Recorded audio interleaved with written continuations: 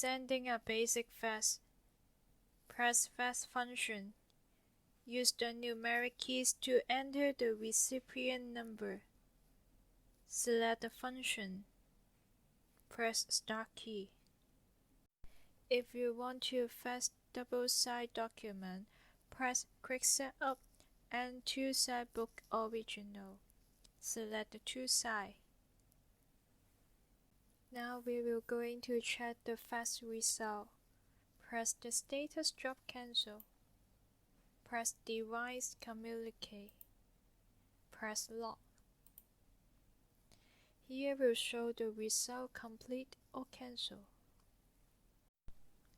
Add fax number to address book. First, enter recipient numbers, and then press the book icon.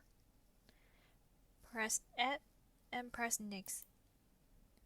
Confirm fax number and enter the name. Press OK and save. If you want to add new address to one touch key, press Yes. Select the key and press Next. Confirm the fax number and press Next. Press Save. Complete.